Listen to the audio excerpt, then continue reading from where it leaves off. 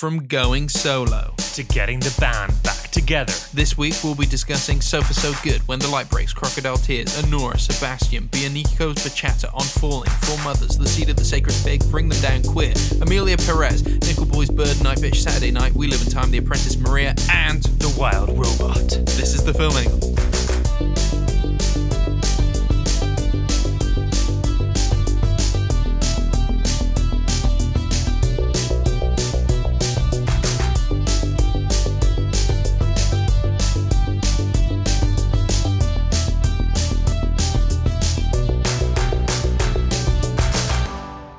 Welcome to The Film Angle, a podcast where we dive deep into the latest releases and unearth the classics to better our cinephilic curiosity. I'm Kris.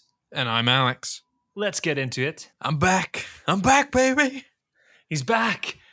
Our prodigal son has returned. I mean, if anything, like, you're back, Kris, you know? Because...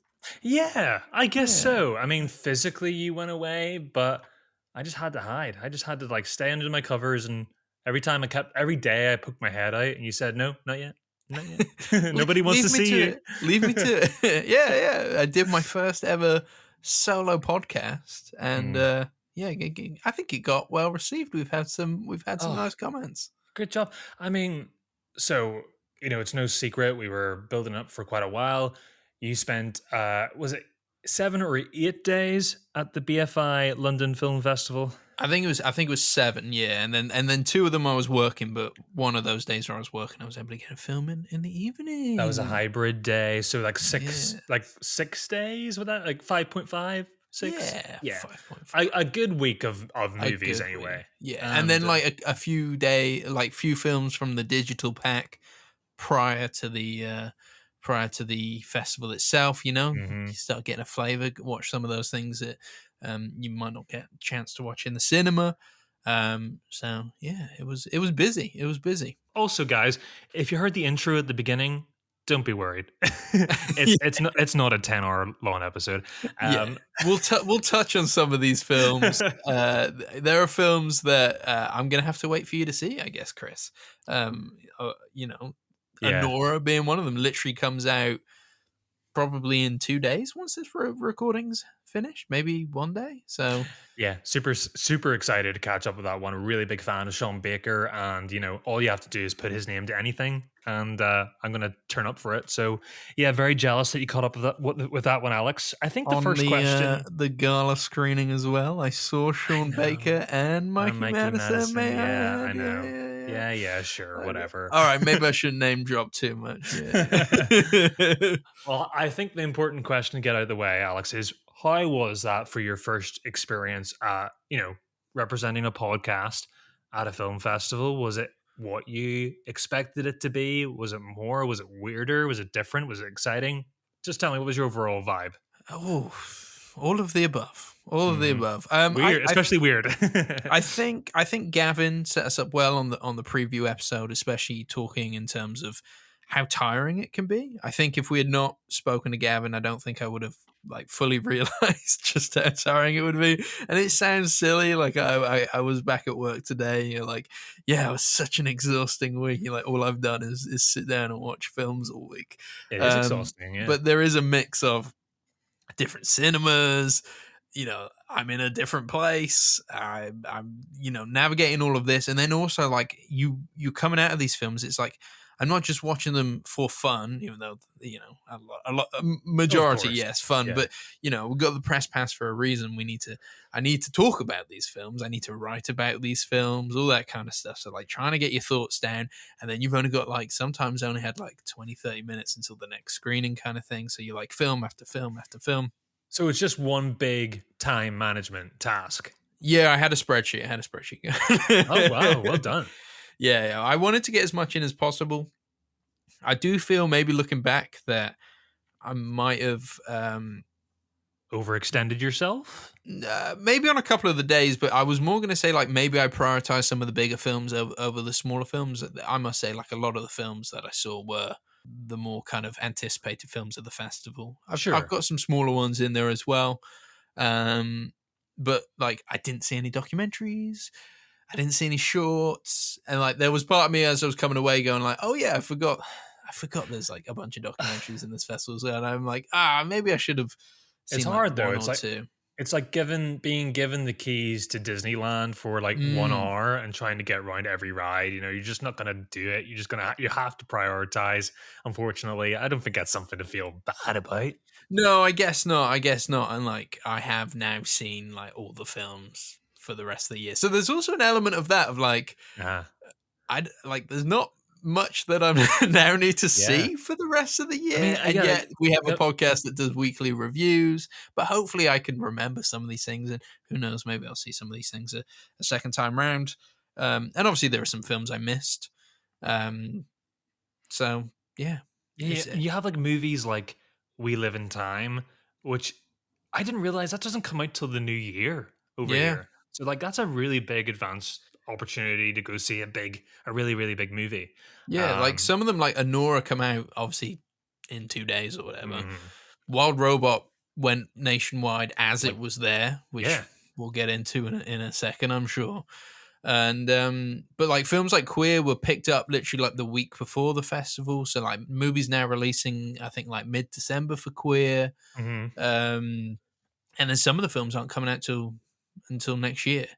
And I think films like, I think I had a look, and like I think The Seed of the Sacred Fig isn't coming out till like April, May potentially next year. So And the reason why you bring that film up is I think that from reading your letterboxd, it was your favorite film of the entire festival, right? yeah, it's like a toss up between that and Nickel Boys. I think like both those films like left me with a lot of feelings and a lot of thoughts. Mm. But probably I was more like initially like that was a masterpiece to Seed of the Sacred Fig, whereas Nickel Boys, I definitely came out of it thinking it was a masterpiece, but it was a slower like build up to those Yeah. feelings. And I think I mentioned it in the solo episode of like, I wish I knew a little bit more going into that film. But then there's also that element of like, if I knew Okay. what I was getting myself in for, would it have been my fourth and final film of the day? I Oh, don't right. know. Okay. So that, you know, four films is a lot in a day. It is like it's fair enough. I mean, you can if you're listening, like I'm listening to you say now 4 films, and I'm like in my head that's just like going out of like a revolving door, going out the cinema and going back in and doing that 4 times. But there is so much more to it than that. Like you Mm, said, you haven't been to these different like locations before, and you're trying to work out all these times, and you know when the hell am I going to eat? You know yeah, that's a yeah. factor too, and like you're like in your head you're like surely I can do 3 or 4 films. Yeah, of course I can. But like, you don't actually know like what your body can endure, like sitting down for that long. I mean, like, it hurts after a while. I went to see a movie on Yeah. Saturday. I went to see The Wild Robot on Saturday, and I was sore after that. Like, I'm starting to get to the stage now where I get sore after 2.5 hours sitting in a movie. And yeah, so to do that for a whole day, that's why you've never seen a healthy film critic, you know. I had to almost like re-teach myself how to sit in a Mhm. cinema, but I'm also very aware that there's a lot of people around me as well. Uh, I My stomach gurgles a lot, so I was like, all right, how Yeah. do I counteract this? I'm You making sure can't. I'm eating before I'm going in. You got to think about toilet times. I Yeah. was very all right, Chris. I am somebody who has to get up and go for a wee sometimes in the You middle of do, a you film. do. I Yeah. did not once. I did not once this time. I managed the bowel movements very Was that well. because it's like the first time in years we've had like 10 people adjacent to you and you'd have to go actually cross them to get Yeah, to the to be toilet? honest, each cinema I was in was packed. You know what I mean? Like, and that's Yeah. one of the great Like it would be a things. real like inconvenience to people around you for you to go to Yeah. pee. Yeah, it's like the I also theater. Yeah. realized like a lot of people know how to sit still for a whole film, and I was very much like, I need to move my legs a bit. I Uh-huh. fidget a little bit, so I almost had to like teach myself how to, like, what is the most comfortable position in a cinema seat for 2 hours, then another 2 hours, then another 2 hours. Yeah. So like, Well, what I know that sounds really silly, but like I think I have a better way of sitting in cinemas now. well, what is the technique then? What was the conclusion you came to? Well, I always thought that, like, I'm in the cinema, get comfy, slouch, get into that Yeah. seat, dig down, like get real comfy, get real comfy. No, sit up straight. That is the Yeah. best way to do it. Sit up straight with your back fully Hands pressed against the clasped? seat. I do, because I've got long hair. For anybody who doesn't know what I look like, I do have a hairband. I'd obviously take that out, so I'm not like there's no like ponytail sticking into the person behind me. But I had a habit of kind of like fiddling with that a little bit. But I thought that kept it quite, hands quite close together kind of thing, and I could fidget a little bit like that. And there were a few times I thought, maybe I'm fidgeting a lot. I'm going to put that away, and then just kind of like, clasp hands or have a coffee cup. Yes. Something to hold on to. Yeah. Lauren has started to get into the habit now of we're watching Twin Peaks at the minute. Oh, are you? So Lauren, although she loves the show to bits, but now I've started to realize she's got this habit of she needs like a little toy or like a little action figure or something like that to like hold in her hands when she like play with when she watches things now. And it's like a weird thing she's developed. I get it. But no, I've always been somebody in a cinema. I can sit like a statue. I'm probably, Lauren always says like she looks at me in the cinema and can never tell what I think of the movie until the end of the movie. Yeah, I'm a single tier person, but I don't move much. Yeah. I always found you quite a vocal, like, if something's funny, you'll laugh out loud. Though. Oh, yeah. Like, I find you like that. Yeah, I do think if you're going to go see a comedy and it is working, I think you really need to lean into that experience. I do think that really helps. And I think not enough people, especially in the UK, do that. And I do like that. But when I go see a proper movie, I'm pretty relaxed and still. But yeah, you would go down a tree in London, man. Like everybody sits still, and everybody laughs. Everybody openly laughs, which I think is what took me back with Anora and why I enjoyed it so much. Being that first night thing, and like not realizing just how funny the film was, and then within the first 30 minutes, everybody's belly laughing. And you're just like, yeah, this is really funny. Okay, I feel comfortable. I'm gonna laugh. A little red wine in my hand as well because I was like, gala night, baby. I got in the queue. Oh man, I must say though, tickets not cheap from the rush queue because I guess the good seats become available for some reason.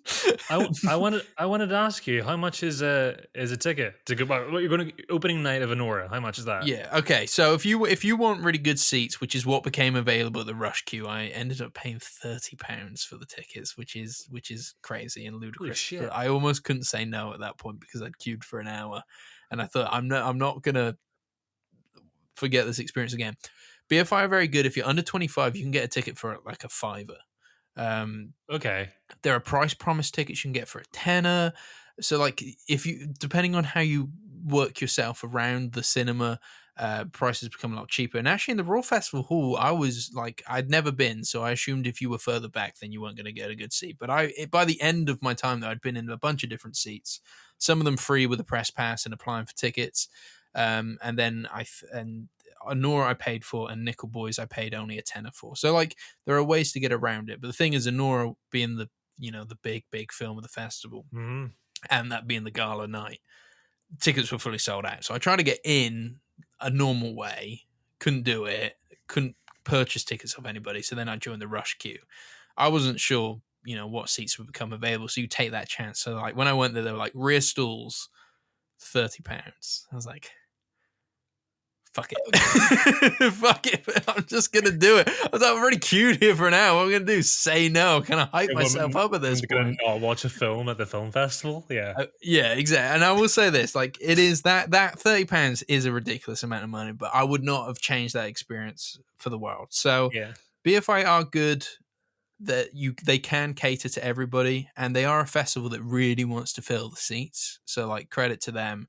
They're trying to get in as many people as possible. Like they want to fill every single cinema, and they practically did. Like there was no screening that felt quiet. Like every single one, matinee, and I'm talking about public screenings, obviously, but like and the press screenings, all the ones I went to completely full as well. And even for like the more obscure films that are open to the public, is that the same story? Yeah. Wow. Like if you looked on the ticket availability on the BFI for, like each day. Everything was sold out by like a couple of films, which had like a few tickets left. That's a nice feeling though. Like that's why, if we're going to do it again, I'll definitely come in with you because I really really do miss that experience of sharing like a screen with a lot of people. It just doesn't like it's not something you get in the multiplex. Yeah, So exactly. You are gonna love it, man. I need you there next time. I need you. I Just need like you. to bounce off of people, like or like to help me bounce off of other people, and to have somebody to chat to after the Yeah. film. You Obviously, distract I did, them. I I did can chat to pickpocket them. people, and obviously I saw Gavin there in the flesh, which was nice. Mhm. But I just, yeah, I needed you there. It wasn't the same. Wasn't the same. And there's a lot going on. Look, it was a very last minute thing, Oh and yeah, yeah. I think it was I'm really not worth. blaming you. Not blaming No, you. no, not at all. I think it was super worth you doing though, because like it's like you're the canary that went into the cave. You know what I mean?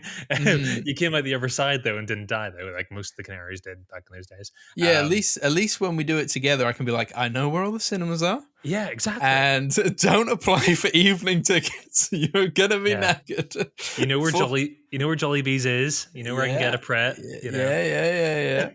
yeah, yeah. So Okay. it's one of those things. But yeah, I will say 4 films is probably too much in a day.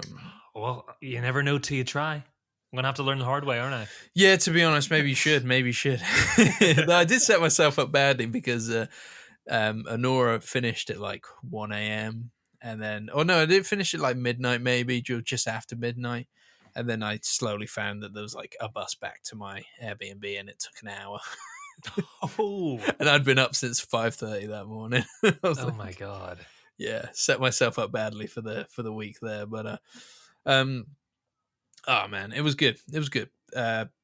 What you like? Do you want to chat about some of the films? I mean, like, How do you want me to do it? Do you want to ask me about certain films? What do I you want to mean, do? yeah, and also I did watch a couple of the films that were available on the digital pack, and I don't know if there's any crossover there with you. I think I saw when the light breaks. I know you saw that film. I have. I Any have. I watched the short film Rhoda. Yes, you were Um, excited for that one. Unfortunately, like I mentioned, I did not get around to watching any short films, which I feel a little bit bad about. But look, still got a little bit of time left on the digital screeners, so hopefully I might get some time soon. But I am still recovering. I watched Rhoda.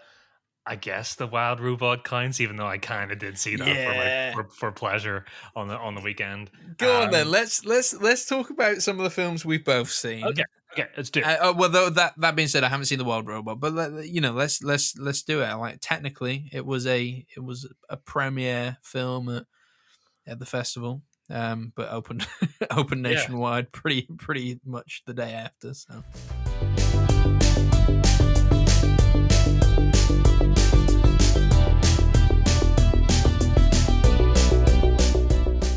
What really intrigued me about the Wild Robot, even before going to see the film, Alex, was Chris Sanders directed and wrote this, and he's attached it. And I think he is a really big figurehead, pioneer in sort of modern animation. That sort of, he did Lilo and Stitch. He mm. directed, wrote it, and he did the voice of Stitch. I mean, he's already a legend in my eyes. And he did the How to Train Your Dragon film, the first one. So he's really big pioneer of modern animation, and I think that and I like a sad robot movie, Iron Giant, Wally, and I have to say, Alex, I think the Wild Robot does complete the Triforce of sad robot films. This one's a real tearjerker. Like Yeah. it advertises itself to be, and it is exactly that. And it's not one of those movies that's sad in little individual moments. It's like it does the legwork pretty early on to really emotionally develop these characters, and then by the last 40 minutes, there's just 40 minutes of this film where you're just crying. You know what I mean? Uh, It just builds that momentum, and the story revolves around an intelligent robot called Roz, who's played by Lupita Nyong'o. He crashes on an uninhabited island that's only occupied by wildlife. And so she tries to navigate and survive the harsh environment within the bounds of her programming. She is a robot that was originally assigned to help humans and was not ever meant to be on this island. And so very quickly develops a language and can speak animal, gets out. It's like Avatar: The Way of Water, that when mm, they ditch the subtitles 10 minutes in. yep. started all sounding the same to me. It does exactly the same thing here, but in a more organic and a way that works. And yeah, it goes from that. She ends up coming uh, in collision with an accident that happens one night where she falls off the cliff of a mountain after a big storm and lands on a bird's nest, killing the mother and all the baby eggs. And they're there except for one. And the story becomes about how Roz develops a relationship with the animals and a special little this little baby she has to rear herself and grows a bond with and teaches the baby gosling how to grow up and fly and be able to leave before the winter or it'll die. So it's there's a lot of different things here about being an outsider. It's got a dystopian future. It's really a film about death, and it has a sick sense of humor about death too. Every Okay. animal here is just like joking about how he wants to eat the other animal, or like, I'm going to kill you. Like the word death and die is said about 500 times in this film, and it's really strange because this is a movie I do think that's for everybody. Has a little bit more of a kid friendly touch, but it has some. It's not afraid of going in for some dark themes, which is kind of different for DreamWorks. I thought the movie was absolutely brilliant. There's some real standout voices in here. You got Pedro Pascal, Bill Nye, Matt Berry doing Matt Berry. He plays like like a big I think he plays Beaver in it. Who is he's got this one mission. He wants to chop down the biggest tree in the forest, and he's been doing it for years. Yeah. And that comes into the plot later on. But yeah, it's I struggle to say anything bad about it. It's beautiful to look at. Mm. Yeah, if you don't cry, you're kind of made of stone. It is nice that animation films are kind of differentiating their styles now and getting more creative and artistic with it. Obviously, we saw it with Spider-Man. We see it with like the Puss in Boots films now. Spider-Man is to thank for that, I think. Yeah, Yeah, Mitchell's and Machines doing something different as well. Like, I think yeah. it is nice that they aren't just kind of all looking a bit like Shrek. I Not to think. be harsh to Shrek, because I Well, like Shrek, and yeah, that was good at the time. But every film then afterwards looked like Shrek. I'm looking forward to Shrek 5. Yeah. Do you um, think they'll play with the imagery then, or do you think they're gonna like I, I nostalgia think, means you gotta just make it look like Shrek? to borrow a quote from Shrek 1 or 2, I don't know what it is. I think people will want to be sharpening their pitchforks if they heard that they're going to mess with their Shrek. Um, yeah, yeah, because Puss in Boots did do it, and I think they did it in a way that was quite like subtle and only like just helped the animation and the action feel a bit more stylized. Fluid, yeah. But yeah, it's quite nice. I think we're in a place where we're very nostalgic about 2D animation. It's sort of like the two hands meeting in the middle and going like, well, here's a sort of solution for now, and we'll see where this kind of goes. There's no, I can't really tell what the future of 3D animation is going to look like, but I like Mm. where it's at the moment. And yeah, the Wild Robot's a really good example of that. I think everybody should go see it. Bring tissues. Yeah, it's really good. Really, really good. Yeah, I wasn't. I think it premiered on the day that I was doing my real job, and by that point, I couldn't I couldn't watch any more films because Yeah. I think I'd done like 6 or 7 over 2 days, and I was like, that's too many. Yeah. So Sure. I needed the evening off. I needed the evening off then. But yeah, no, I really want to see it. I know it was based on a kid's book, wasn't it? Yeah, And that's it's right. a very beloved kind of children's book as well. And yeah, great voice cast. So yeah, whether I'll be off to see it anytime soon, I don't know. I'm a little cinemaed out, and I've got a Get busy it. couple of weekends, but I might try if I can. Look, if it's nominated, which it definitely will be, Yeah, for yeah. best animated film at the Oscars, it gets my vote over Inside Out too. A film I liked, but I think I'm gunning for this film to win that award next year. It's really it's a lovely little time in the cinema. Nice one. Well, let's keep on films that you've seen, Chris. Okay. Obviously, you had the digital pack available to you, but I know you've been very busy as well. But we do have some crossover. When the light breaks is one that you mentioned. Yes, absolutely. An Icelandic film. from Runar Runnerson. So this revolves around a young woman called Una, who is kind of in the blossoming stage of a relationship with her boyfriend Diddy, who is kind of breaking off a relationship with another girl, Clara. In the distance, she doesn't live. I don't think she lives in Iceland. She lives in a different country, or is it a different part of Iceland she lives in? She had to fly, didn't she? So I'm assuming, Hmm. is Iceland big? I I don't mean, know. it's kind of big, but I don't know. Like, so bad. I don't know anything about ice. I know like Reykjavik, and like I know like the city, and I know I don't know much about rural Iceland. Like if there's a lot of traversing to like the other side of it, but Mm, all we know is she's not living around here, and she has to yeah, fly to come over. So yeah, he's promising Una that he's going to end this relationship with her, and that he really loves her, and vice versa. And you know, it's the start of something really really good.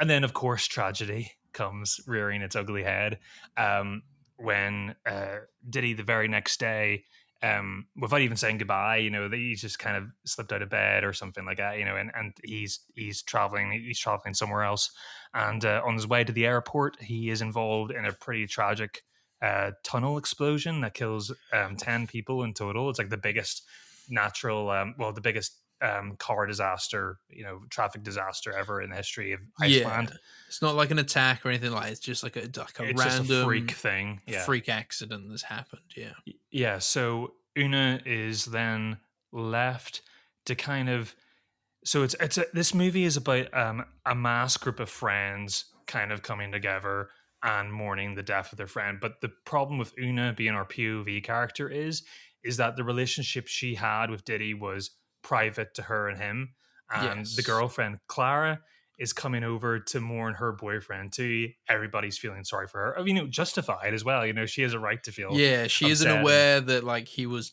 on his way to break up with her essentially, exactly. and has been having this affair. So exactly. So Una's in this terrible position where she has to mourn the whole movie, well, most of the whole movie, completely internally, and not be allowed those feelings that others around her have, in fear of the big secret getting out. Mm, And and that is ultimately the unique angle that really carried me with this film. I thought that Aileen Hall, who plays Una, I think that's, forgive me if I said her name wrong or whatever, but I think she is incredible in this film. She's a very striking visual presence on screen, yeah, and I think she really knows how to lean into the film's probably best strength, which is its subtlety. yeah. Um, yeah, what did you think of it? Yeah, yeah. I thought it was like quite a it's quite a quiet film, but it's really intense at the same time. And the dynamics between the different characters and what they know and what they don't know is really interesting. And it maybe doesn't like quite play around with that nearly as much as it could, but then at the same time, I think it is trying to do something very natural and wants to say something about grief and how we grieve. But also like collective grief because you've got a country that is mourning, you've got a friendship group that is mourning. It's almost as if Una isn't able to mourn by herself, and I think there's a selfishness to her character that really yearns for like everybody just to feel sorry for her essentially. Well, um that selfishness is very realistic, isn't it? And yeah, quite, it's yeah, justified in a way, isn't it? Like yeah, it's very difficult. Yeah, it's very multi-layered. Yeah, like it left me with like a lot to kind of sit with. I liked it. I liked it a yeah. lot. Like, And it's short. It's like I think I clocked in like credits hit about minute 79. yeah, Um so it's a really short film. I agree with you though. I think that yeah, by sacrificing for the naturalistic tone, you end up sacrificing a little bit of those, you know, the stakes. And I think it hits the highest stake at about minute 20, and it just rides on that same sort of mm, plot thread the whole way along. yeah, I think there's some interesting stuff that happens with her and her relationship with Clara, the was supposed to be ex-girlfriend. I think their relationship goes in an interesting way that Yeah. starts off as something that's kind of a festering potential mutual hate that turns into like a mutual grieving, and I Yeah. think that's quite beautiful Mm. and well realized. But yeah, I don't know if I I empathize. I sympathize for the characters, but I never felt grieved by it myself. I never felt like completely like I wanted to completely go in and reach into the screen and hug everybody as they do. I wasn't quite there. I was a little bit at arm's length, but I still really I really appreciated it for the most part. Yeah. Yeah. Yeah. I am the same. I'm the same. Yeah. It reminded me a lot of Ruben Östlund's film Force Majeure, that naturalistic tone, the way Mm. it is very light. Well, there is some heavy use of music from time to time, but it is usually natural sounds, Mm. diegetic sort of sound for it. This whole movie, Yeah. and Though the yeah, most powerful scene for me, and I don't know if you agree, is the scene where they're listening to, I think it's like some kind of rock music, and they're oh all yeah, kind of like jigging about dancing, but she's, they're all having quite a collective moment of grief at the same time. I found that very powerful, that scene. yeah, absolutely. It's kind of jarring from an outsider, but you kind of recognize this as a collect. It's a collective scream, isn't it? Mm, It's a way of letting out the emotions of the day. But yeah, it's a beautiful moment, and I think yeah, maybe it could have been maybe if it was a little bit longer, maybe another 20 minutes, it might have found room to kind of flesh out a little bit more about these characters or introduce some other factors, just a little ingredient I feel that's missing here or there. But I thought it was definitely worth seeing.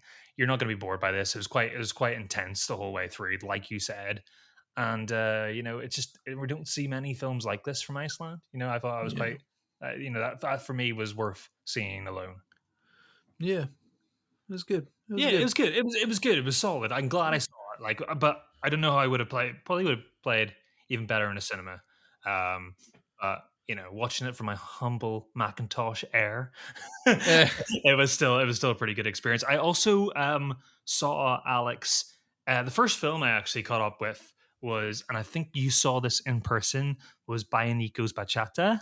yes. I think it's Bionico? Bionico? It's Bionico. very difficult because. Well, because I think I keep saying Bionico because it's supposed to be a play on the word bionic, Mm, so that's why I keep getting that in my head. So Bionico Bachata, which is okay. a film from the Dominican Republic, Yes. which I think is a first for me.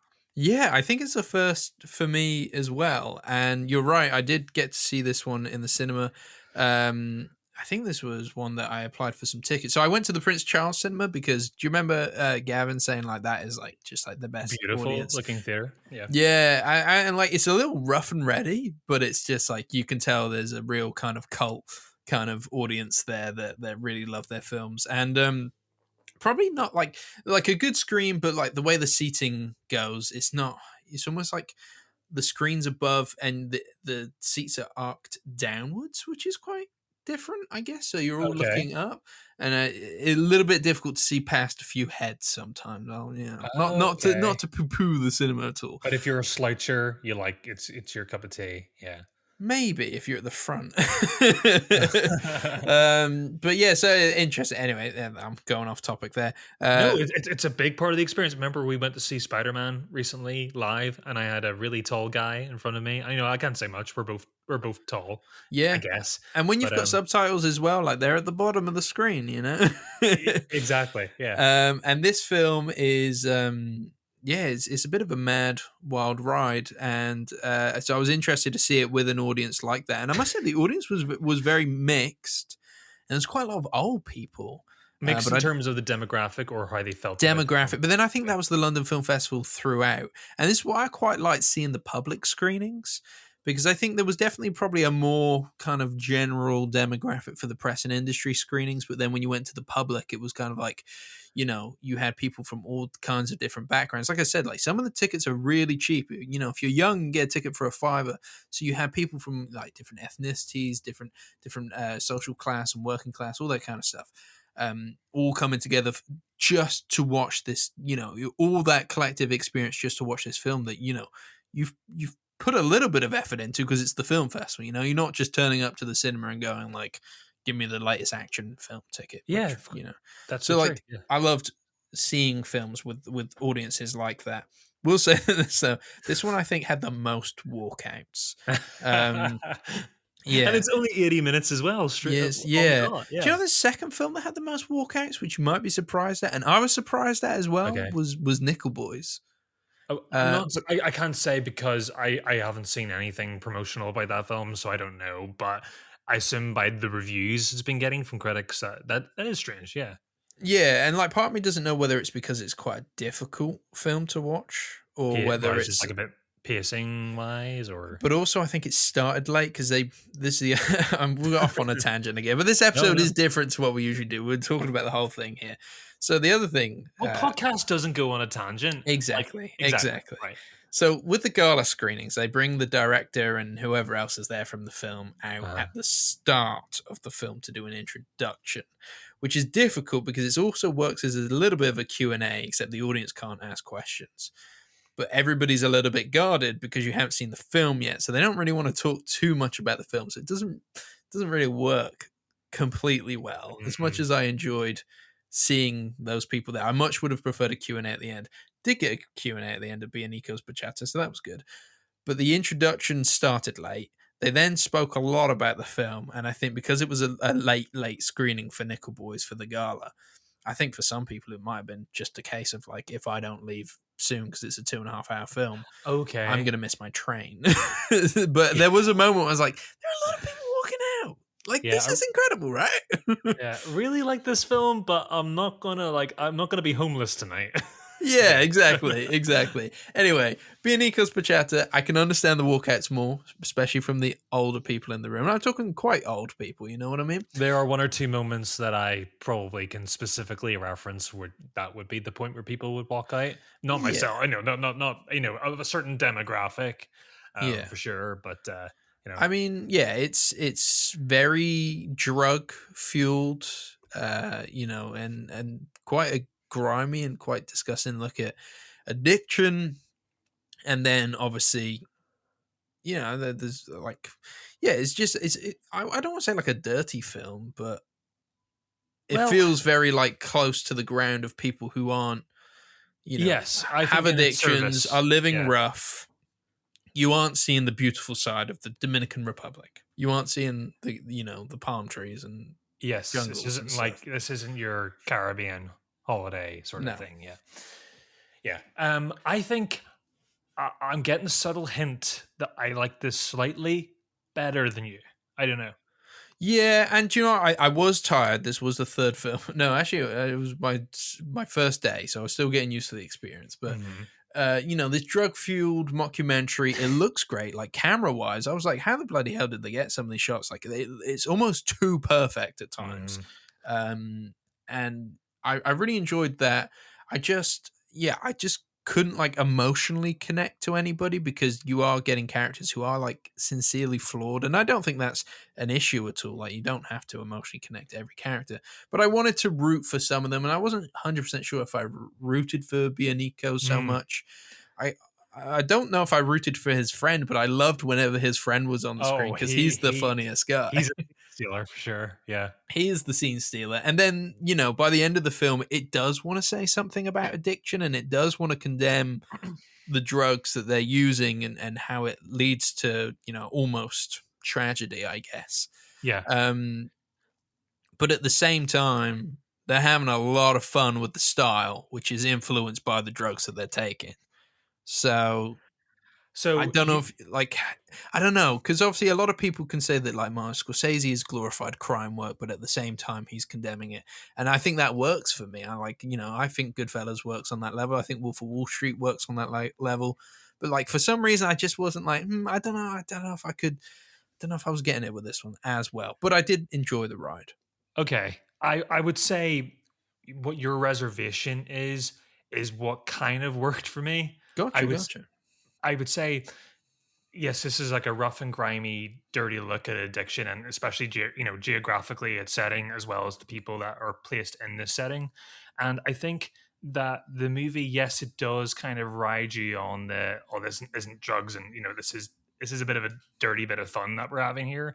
But I think it needs to show that because in such an impoverished climate, the allure of drugs needs to be at least sexy to these people, right? It Yeah, needs, yeah, we need to kind of otherwise why are we doing it? Why do we keep falling back into this routine? And the whole sort of jarring aspect of the last 20 minutes of the film where something very tragic happens, it is like waking up from a really like a fever dream. It is just like, yeah, oh, how am I suddenly standing here and this thing just happened? It was all happy-go-lucky 10 minutes ago. And so this is all about like the bubble bursting. It's all to get to that yeah, moment. um I thought that it did work for me. I was surprised by how emotionally upset by that certain moment that I was. I think the things for me, I think that don't maybe there's some. I think it all works, but you're kind of at arm's length. I think it's a geographic thing as well. Some of the humor is a little bit harder to tap mm, into just because of being from the UK and like I recognize the tropes that are universal in mockumentaries that are all around, but there's yeah. little things I think you'll appreciate more if you're from the Dominican Yeah. Republic. I think Apparently just as well, naturally. very difficult film. This is, coming from the Q&A. Yeah. Very difficult film to translate. And a lot of work went into the subtitles for this film Is it because, just colloquialisms and stuff like that? yeah, Or, like yeah. local slang, like very localized slang and sayings that don't fully translate into English and stuff like that. So they Hmm. had to work really hard And with it's the, very fast. It's very zippy. very fast. Yeah, you'll miss it if you're not on its Yeah. wavelength. But I did find myself laughing quite a lot, Yeah. and I thought that Anna Minier, who plays La Flaca, who is the whole odyssey of Bionico, trying sort of to get himself off the Clean show. full of Yeah, flacker. yeah, exactly. I did actually quite enjoy that too because he makes a pretty early decision in the film to kind of like go, "Oh, I'm clean now," and we spend so much time away because it's a mockumentary, and you spend so much time away from him. When the camera's off, the camera's off, and this isn't a movie. This guy's still living his life. Yeah. Yeah. So I was always questioning: Are you clean right now? Are you on drugs? Mm, That was quite fun to kind of keep up with. But I thought that she was a real interesting like third dynamic that came on later in the film and really grounded the film in somewhere mm, kind of a bit more relatable. Yeah, she kind of had the screen presence, and it was just like it made him more interesting. yeah. Um, for that, so yeah, I would say I really enjoyed this experience of watching this film. I thought it was again, like you said, something really different. And not Yeah. something I was expecting. I didn't even look up anything about this film. You just told me, you texted me that you'd seen this, and if you want to watch it, it'd be good something for us to talk about. So I put it on, and I immediately sort of like sprung to life because it was not what I was expecting. It was a lot Yeah. more energetic. So yeah, I quite liked it. I quite liked it. It's incredibly unique. Like, I don't think I've seen a film quite like it. I think there was an element of I came out of that screening going, yeah, I think that was okay. Like, I didn't love it, and there were a lot of people around me going like, that was so wild, that was incredible. And I was like, oh, I'm not on that wavelength. Like, I'm glad obviously those people had that Mhm. experience because that's what you want. But like, I was like, oh, I'm not there. I'm not with these guys who are, Sure. obviously just listening into conversations, talking about like that's the Yeah. craziest film I've ever seen. And you're like, oh yeah, no, I'm not there. I'm not there. And I was starting to like question as to why I hadn't had that same experience. But I mean, yeah, it's very stylish. It's very cool. Um, Yeah. again, I'm some of somewhere in these the films middle. might warrant a watch outside of the festival space as well. Because again, I could have seen this as my only film of the evening, Yeah. Yeah. and it might have done something different, Yeah, it's very different from me watching it on my sofa. Yeah, Yeah. yeah. Lauren did turn around and see me laughing a few times. Yeah. I'll let you decide, Alex, at what moments those were. But yeah, no, I enjoyed the film for most part, and it was yeah, I had mixed emotions in a good way. So Good. I enjoyed the experience. And then last one that I watched was a short film. So we're not going to spend too much long talking about it, Mm. but I actually think of everything I watched online. I think this was my favorite Oh, viewing nice. experience. That was Rhoda, and this is a film directed by Alex Lawther, who is he is an actor. This is his kind of first short film directing. He's been in loads of films like The French Dispatch, like The Last Duel. He was in. Yeah, you recognize his face as soon as you see Yeah, him. You just to look him be up. honest, when you mentioned it on the preview episode, I wasn't. I was like trying to struggle to think who this guy was, and Yeah, then he's I one of those searched it guys. up It's like you don't know afterwards. the name, but you know him. Oh, he's that guy. Yes, he does play snivelly little guys a lot of the time, and yeah, and so there's some pedigree. We have a very small cast. We have Juliette Stevenson and Emma Darcy. So I'm in already. This is already pretty exciting, and so Juliette Stevenson plays the titular Rhoda, who is she lives in a house by herself.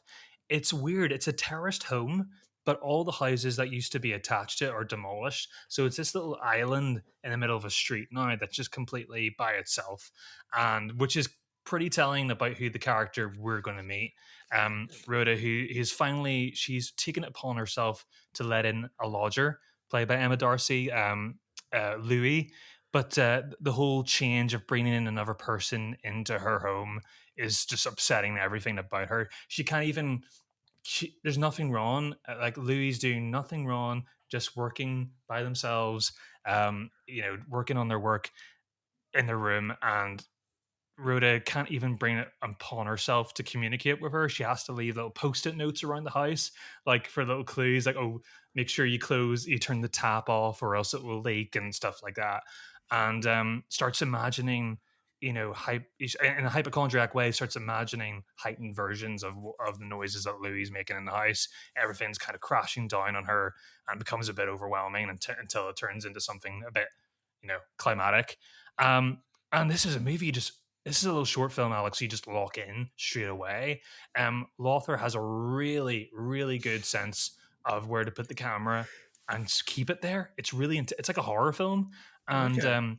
both Stevenson and Darcy play it so well. This is a movie with very little dialogue, and it's all about gestures and stillness, dark light and shadow, and it ends in somewhere quite sad. You feel really sad for this character. This is a woman who's she's been alone her whole life. She's never been married. And somebody who's really dealing with loneliness in a really horrible way. And this person coming into her life is perhaps showing her the light at the end of the tunnel. Very subtle, not too treacly, just gets it done. I really, really like this. And it's only 18 minutes long. If you have a chance, Alex, before it goes away off the digital pack, I'd definitely check it out because I thought it was really, really cool. And it makes me excited. I think Lothar could direct a horror film or something like that. I think it's really cool. Yeah, it definitely sounds like this is his kind of like, hey, look what I can do. Yeah, film, exactly. right? Yeah. Yeah, I definitely. I mean, I want to check out more of the short films, and I hope I do get a chance to do so. They've trickled more into the digital pack as the last week has went on, I've noticed. Yeah, I think they Yeah. have been added ones because I'm pretty sure Bionico's Bachata wasn't in there at the very start, so I think that's Yeah. one that was added later on as well. But yeah, no, I'm glad. Yeah. I'm glad you enjoyed that. That's me. That's all good. I can't. I didn't work as hard as you, but my little part of the festival, I really enjoyed it. There was not a stinker for me. I enjoyed it. You wait till next year, man. You wait till next year. I'll be a ruined man.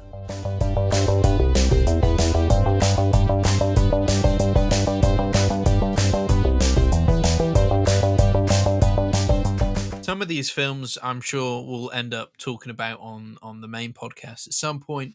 But I'll talk about a few of the others. I mean, you did mention stinkers there.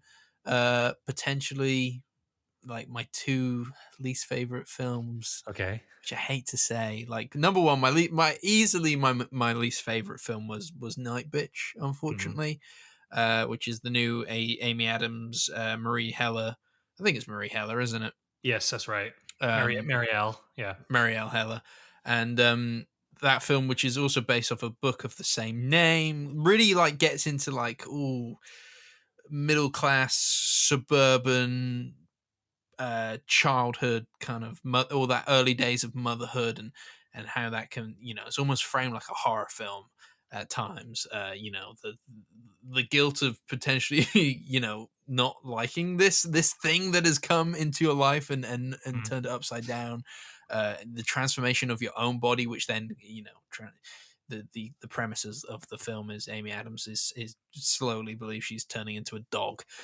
So like The the poster transfer, would never tell you that. yeah, the transformation of the body because of motherhood, and then everything else that's going on, and there's some like weird kind of backstory stuff that goes into her childhood as well.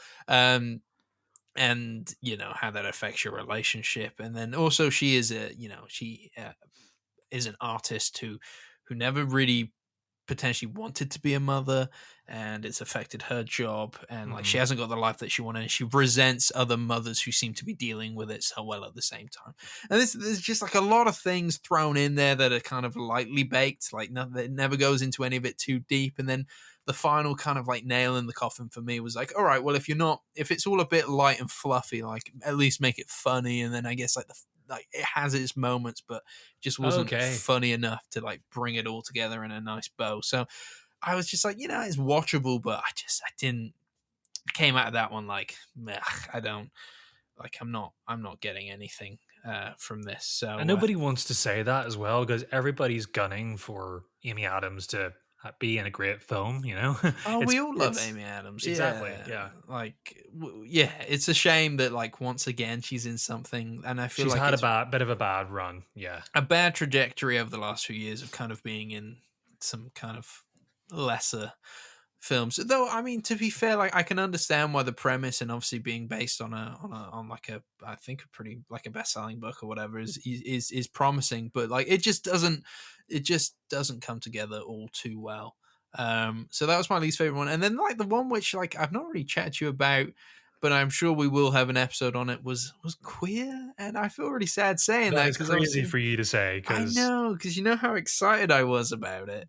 yeah, Um, Malika Guadagnino being like yeah, one of your favorite filmmakers as well. I know, but it is very different from him, and I know he does mix it up star wise. Like that's why we like him. He seems to dip his hand into everything, but like really goes full force at it. And that's the same here again. It feels a bit messy. Like the first two acts, kind of meander around a lot. It's Daniel Craig, who is fantastic in this, kind of visiting different bars and chatting up different men, and becoming fascinated with this one man in particular who's played by Drew Starkey. But Yeah. we never really get like too deep into Drew Starkey himself, and all this kind of like, there's they travel, they do this, sometimes he's sad, sometimes he's not, all this kind of stuff happens, and then it's not until the third act that it like really like hones in on a story, but it's not the story you would expect it to be.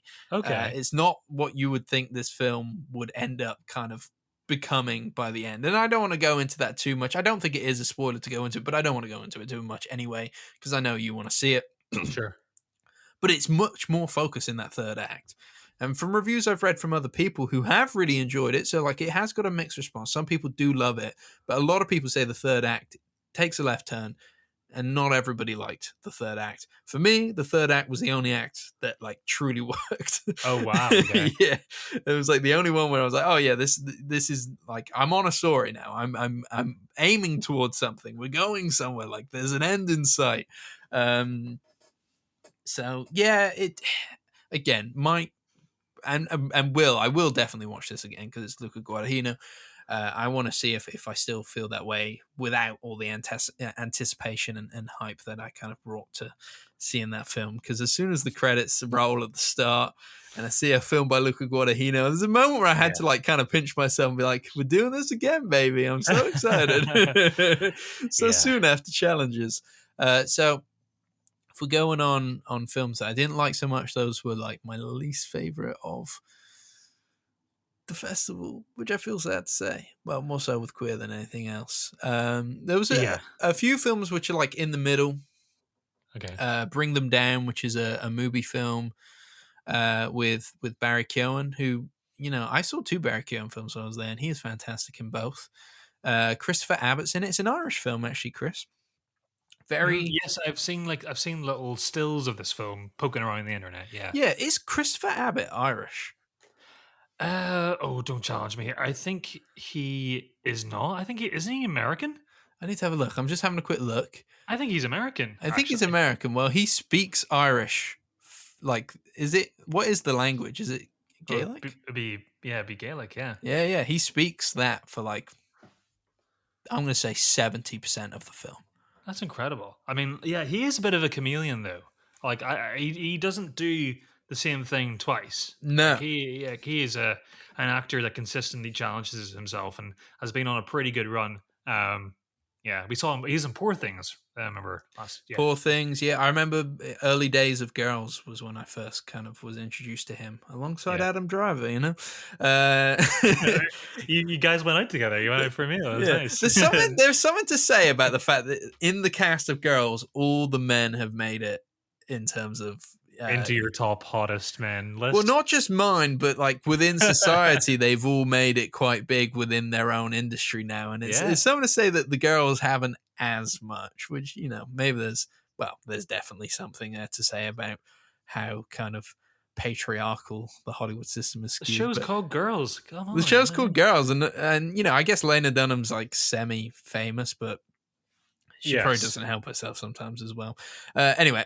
Tangent. So that was a pretty solid farmer feud film that's quite interesting. But keep your grass trimmings off my farm. Yeah, and again, nice and short. It's only like an hour and a half, something like that. But there's a lot. I mean, I know you don't like to see animal cruelty, and obviously it's not real. This is modern day now. Like, but not in the way where like, oh, I'm not watching this. I'm just like, it makes me uncomfortable, but like not in a way like, you know, sometimes that's effective, but like just don't, as long as it's not real. Let's just say this has some of the most horrible, horrible moments of like violence towards animals, and it's quite in those moments it is quite a difficult watch. But I guess it brings kind of the, you know, as it's like a boiling pot, and when things go off, and you know, it's interesting in that sense.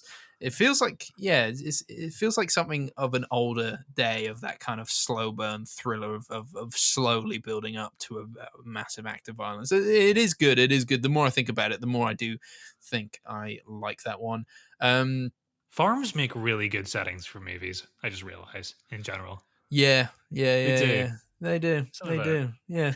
There was another Irish film. What was the other Irish film I watched? Oh, Four Mothers. That was it. Though that's not in the middle. Yes. That's in the top level of films. But fine. We'll talk about that quickly now since I've mentioned it. But that follows a guy who's like an up and coming novelist who is asked to go on an American press tour. He lives in Ireland, so, you know, not super easy, especially when his mum has recently had a stroke and he's looking after her, and she can only communicate via like a technology that allows her to type what she wants to say, and then, you know, almost like Stephen Hawking style kind of robot voice back to you. There's probably better ways of saying it. It would have been okay. 2 years ago, it might have been okay. Anyway, alongside that, his other friends, who are also in a similar boat in terms of looking after their mothers, they all decide to go on a pride holiday and ditch the mothers on top of Edward, who is like probably in the most kind of like difficult time of his life, where his like novel's about to come out. He needs to do this press tour. His mum is ill. He doesn't want to break the news to her that he needs to go to America. And it's a comedy of like escalation in a way, as he has to now look after all four mothers. And for anybody who knows anybody old, sometimes they can be a pain in the ass. And now you've got four pains in the asses who all like different things and have different things in different ways. And it's very funny. Mm-hmm. But it's also really sweet. Like, it's definitely like a feel-good film. And I think I mentioned this on the solo podcast of like, I know it's Irish, so I don't want to offend anyone, but British. Be careful. Yeah, I know. Be careful. British feel-good films. You know what I'm saying when I say British feel-good film, right? Yeah, this is one of them, but it's Irish. Okay. Yeah, that's not offensive. That's fine. And there is a really sweet moment where all the mothers are talking about how their sons, who are all gay, and how they all came out and how they felt in different, how they felt. Some of them like immediately like that's fine, we always knew, and some of them are struggling with it, or some of them are still struggling with it. And that scene in particular is just so beautifully done. It's just a really There's a sweet. way of doing that really easily wrongly, isn't Yeah, there? Yeah. it's really sweet when it wants to be. It's really funny when it wants to be, and yeah, your main guy in Four Mothers, who is I'm pretty sure he was in the Sexy Beast TV show. I didn't see it, but that's what I forgot that had a TV show. yeah, like a prequel. James McArdle. I'm sure he's Okay. been in other things than that. But For some I've reason, definitely there's seen no his cast list face. on Letterboxd.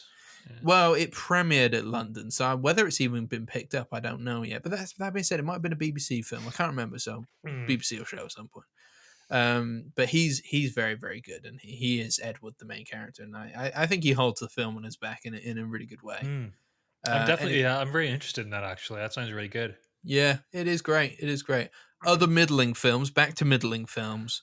Maria, the new Pablo Larraín film. I loved Jackie. Jackie, I think, is a masterpiece. He tried it again with Diana. Didn't work for me. I think it worked for you. I like Spencer. It was it was a good horror film. Oh yeah, I keep calling it Diana. It was called Spencer's. Oh wait, it's That's what it's about. Yeah. I didn't love Diana, and he does a very similar thing here, but with Maria Callas, who is an Italian. No, is she Italian? Or is she Greek? I think she might have been Greek. Anyway, a once famous opera singer and an absolute diva. Now, I will say this: Angelina Jolie is incredible, almost definitely getting an Oscar nomination at the very minimum. I'm sure she could win the whole thing. She is fantastic in this. It helps that you have this person whose persona is so big that everybody around her, because she's a diva as well, everybody is like, oh my god, it's Maria Callas.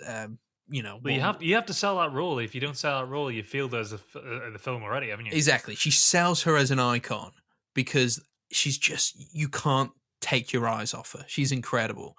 Even there's a lot of opera in this. I was surprised. I thought maybe they would opt to maybe keep the opera out of it, but there's a lot of opera in this. Lorraine's very musical, though. He is. I know, he did that dance movie, didn't he?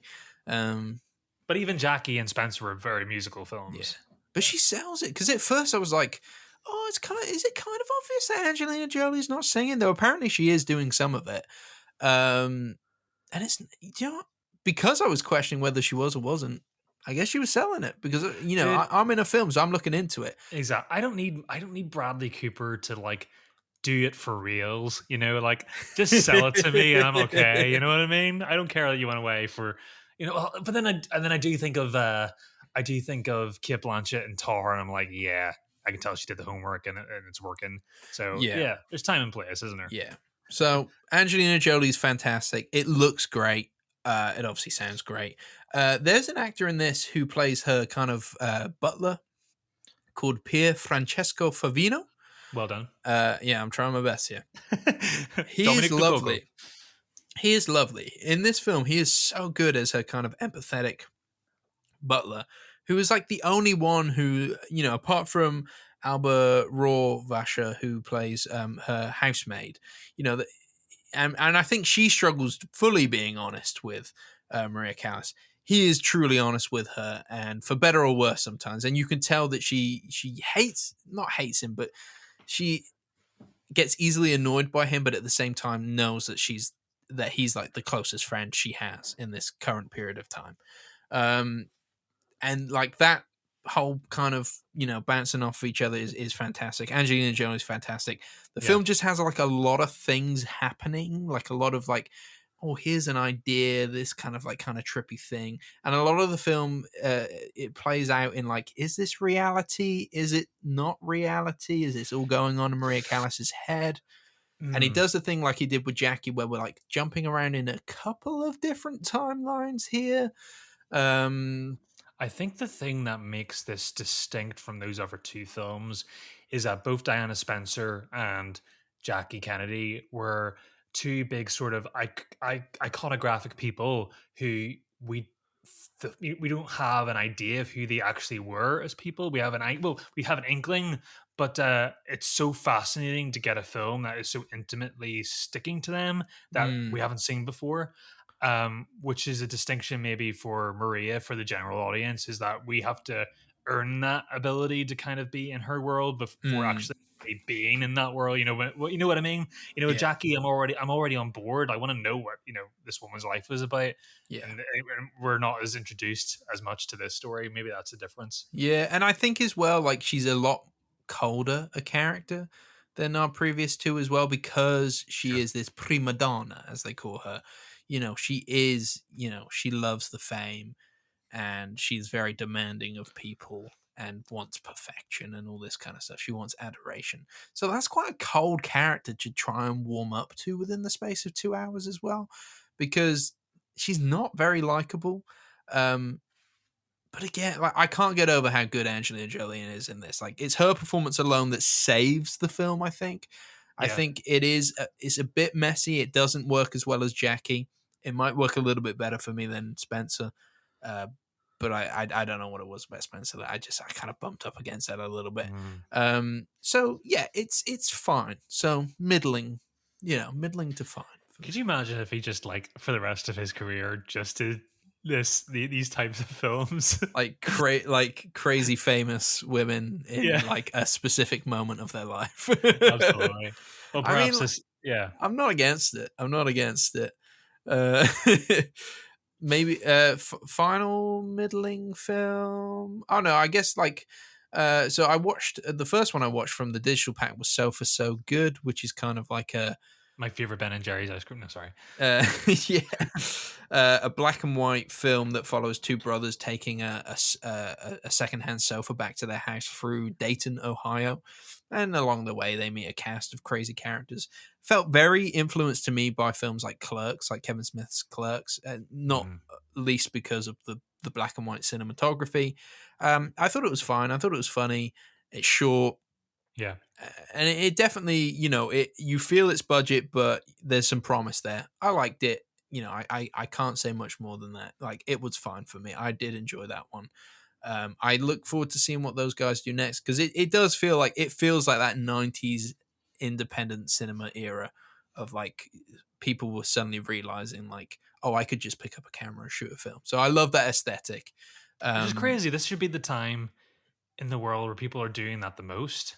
We yeah, know everybody's got a state of the art camera on their yeah, person now, and it's like, you know, I can't make it look like a state of the art camera, but some people can. yeah. But yeah, But yeah, yeah, no, it's So For So Good is good. I wouldn't say so good, but it is good.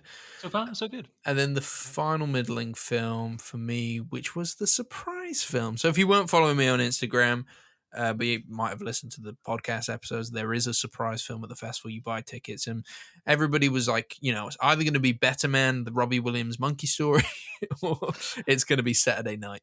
And it ended up being Saturday Night, the new Uh, Jason Reitman film that follows the 90 minutes leading up to the first ever live taping of Saturday Night Live, which probably is more nostalgic for American audiences than it is for UK audiences. Like I think we're all aware of Saturday Night Live. I yeah, don't think I've ever actually like watched a show. I don't know if I've it's seen a still the lot of same. sketches. Yeah, we enjoy SNL via YouTube 6 months after it's aired, and Mm, that seems to be the thing. But like, I remember when I was in school, I used to try to actually. You couldn't watch an episode of it. You couldn't even look. You couldn't even no, it was if you tried to watch always online. There was a blocker or something to stop you yeah, and watching. even Yeah, some of the sketches you couldn't watch on YouTube because they were like blocked by country, weren't they? yeah. And I guess we weren't even like aware of VPNs or anything like that at the time. So, yeah, like I don't have the nostalgia for Saturday Night Live, despite knowing how iconic it is. Mm. And some of my favorite comedy films have, originated from there. Your Wayne's World, your MacGrubers, like they all started as characters on Saturday Night Live. So I guess there's something there. There's something there. This is where like within the festival setting and having seen so many, I say that as well, within the festival setting. Sorry. You start to Yeah. compare films, especially when you're seeing so many a day. Uh, And like, to talk about Anora, a film that's not presented Which as a is a film I've comedy. seen. It's a film I've seen. You've not seen it yet. We'll get on to I was there. You've not seen any of these films, but I have. So for me, like there was a comparison for Saturday Night Live with other comedy films at the festival. So like Four Mothers, I was laughing away. Lovely. That was a comedy, advertised as a comedy. Anora, not advertised as a comedy, probably the funniest film I've seen all year. And then so you're like, oh, okay, so I'm chuckling at this, but I'm not belly laughing at this. And that was where I was that's like, the whole premise of your movie, right? Yeah, like this is a comedy and it's chaos and it's comedy of errors and all that kind of stuff. And it does that thing, the uncut gems kind of like everybody's talking over each other. It's tense. Things are happening. A bit like Aaron Sorkin-y, is it? Yeah, a little bit like that. But I just found that I was chuckling. And that can feel, and that's usually forced. A chuckle is usually forced. Yeah. This leads me into a tip, Chris, for the festival. Okay, so I thought these were the best seats I had for the whole festival. Front stools for the surprise film.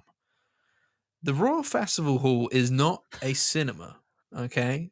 But the screen is huge, which is great, and it looks great. So they set it up to be a cinema. Turns out it is a theater, yes. Turns out the sound doesn't work as well in the front stools as it does in everywhere else in the cinema. So I saw films in the rear stools. I saw films up in the balcony and all the way back as well. The sound was perfect. Like everywhere I sat, perfect. Apart from the front stools where the dialogue was drowned out a little bit. Well, by the time it gets to the back, it's like fading out. Yeah, it's not when you're in the back, it's circulating. Yeah, it makes sense. Yeah, so if you might be my nightmare. You might spend all your money trying to get in the front stools, and you know what? Everywhere else in the Royal Festival Hall is better. Wow. I saw a photograph that you put on Instagram of you, like you were in a theater. I didn't know what cinema it was or theater it was, but you were like up in what you'd call the gods seats, and you were like really high up. How was that? Was that okay? Yeah, absolutely fine. That was great, and I guess that'll take us into the next film. I'll tell you about what I saw, and so that was up in the balcony of the Royal Festival Hall. Up high, I watched The Apprentice. No problem with sound, and the screen is huge. It probably doesn't come across on the phone camera so much. Well, because I think I was a little bit worried that maybe I was too far back, but the screen's huge. I had a great time watching that film, and The Apprentice is really good. Like, so The Apprentice is a biopic about Trump, and Trump is played by Sebastian Stan, and Jeremy Strong plays his lawyer Roy Cohn, who is thought to have taught Trump everything he knows about being one of those ruthless businessmen, essentially. And they are both fantastic actors, and they are both fantastic performers in this. Like, I think Sebastian Stan is like, I think because most of us like knew him first from like the Marvel films. Yeah, as Bucky. As Bucky. It's not until recently where he's branched out of that you go like, this guy is really good. He's really good. Yeah. And he's not. I didn't see Pam and Tommy, but I remember watching Fresh and thinking, this guy's pretty. Yeah, he can be pretty nasty. Yeah, he's pretty good. Did watch Pam and Tommy, and he was great in that as well. And here he's not doing a Trump impression, but he's getting the essence of Trump. Yeah. But there are moments where he says things and does things that like of Trump, which is funny because everybody laughs, and it is weird because he's so scarily potentially about to become powerful, and we're all in a cinema laughing at him and the stupid things he does. It's a bizarre thing. It's like, the whole thing is like we're laughing until it's real, but it already did happen. It's happened, and it might happen again, and that's scary. Actually, I guess we'd find out within like a week of this podcast going live, which is anyway, hopefully not. But but Donald Trump shuts down the film angle. his first presidential decree. But yeah, I mean, the film's not changing anybody's mind here. Like, if you didn't like Trump, you're not gonna like him by the end of this. It's a pretty brutal depiction of him. I guess it's like probably the most empathetic depiction of him. There are definitely moments early on in the film where you feel like there is some humanity to this guy that's getting lost along the way. And I guess that's kind of sad, but like, Yeah, Where have we ever seen him like in an intimate setting? He's even when he wasn't being, a president for elect, even in the 90s, or even when he was he's always performing. He's always been performing his whole life. So yeah. that's kind of interesting to see. Like, even the premise of a film about him, where I don't know, is this done in a mockumentary style, or is this just like a narrative, camera? He doesn't know the camera's there, sort of thing. Yeah, he doesn't know the camera's there, but it Okay. looks incredible. It looks like it could be a documentary. Like it's Yeah. grainy, slightly like square. I think it's like a letterbox format, right? It's like Um, the visual version of Finance. It looks a bit like, it has that yeah, sort of look it to it. looks super. It looks super like 80s, like Yeah. 70s, 80s, and yeah, it's like I really, really enjoyed it, and like I guess it might turn somebody who's like semi-moderate into going like, yeah, this guy is awful. Or maybe it won't. I don't know. But like I enjoyed it. I had a lot of fun and yeah, I Has guess Trump seen it? Has he said anything about no, but I think Barron has. it? I think Trump's Okay. done all he can to try and stop it from happening because it does depict him badly and it depicts some of the allegations against him in terms of rape and stuff like that. Like Yeah. they're depicted as truth in this film. Um so And Maria yeah. Baklova's in it too. And Yeah, she's she's great. like, as soon as you hear that she's cast as, is she cast as Ivanka? Yeah, she Yeah. is. As Yeah, soon as you yeah. hear that announcement, you're like, I know exactly what she's going to do with that character, but I'm all there for it. But do you know what? Like, she doesn't, she's not going full comedic with it. She She's is, not going full Borat too. No. no, definitely not. Okay. Definitely not. She's really, really good in it. If anything, she's given quite a lot of drive within her early time, like within her like early scenes within the film, and like her story kind of gets lost later on, which is probably the film trying to say something about how she loses her voice whilst being with Trump. Okay. Um, but yeah, she gets some like there's some really like sad scenes. Like Trump just isn't attracted to her. He's just like, I'm no longer attracted to you. Like Oh, after says it. going out of his way to like to find her and buying her fake boobs and all kinds of stuff like like Just pick them up off the street near like a the end of the bouquet of film he's just flowers. like, yeah, like I don't know, like I don't want you to kiss me anymore because I don't know, I don't like you anymore. And it's like, whoa, it's like quite painful Yeah. turn of events. But yeah, I mean, probably Okay. spent a lot on Trump, which is a film you can watch now. I think it has come out now. So Sure. um Um. I Yeah. called it Trump, but it's called The Apprentice. It's just called Trump. All caps. Trump 3D. Yeah. All right, let's move it up. Let's move it up into like films I did like. Emilia Pérez. I think it's on Mm. Netflix next month. Go see it in a cinema if you can because it is a musical.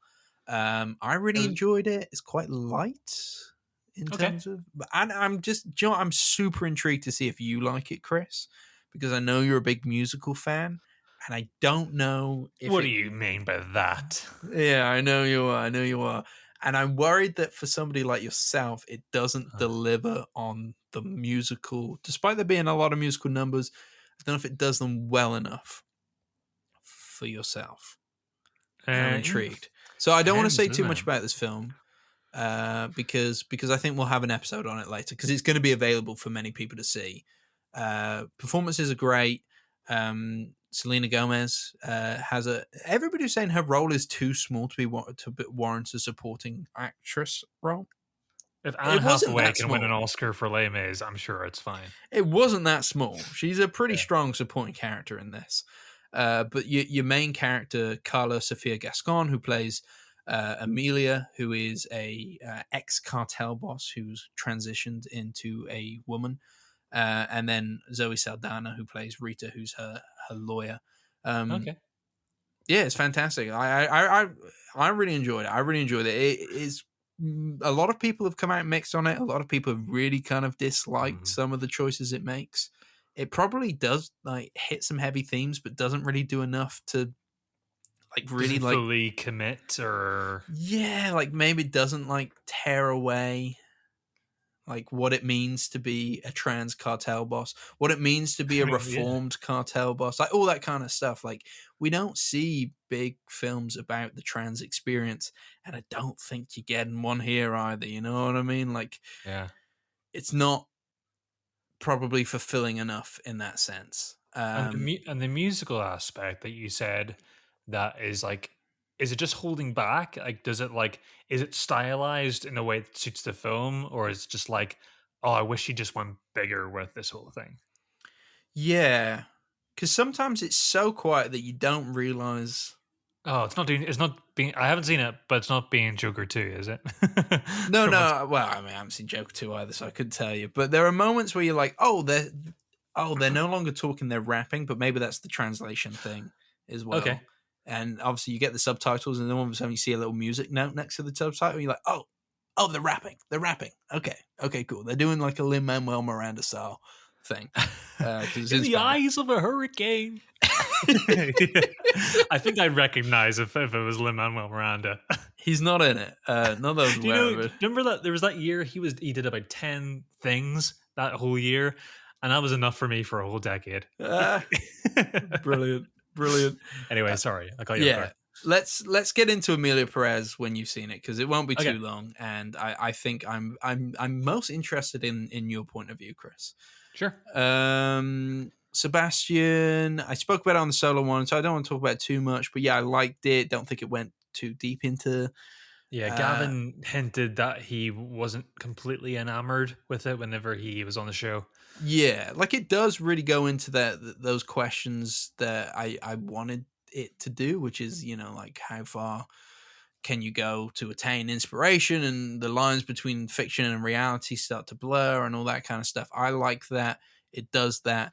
Did I feel I learned a lot about Sebastian along the way? No, which is a shame.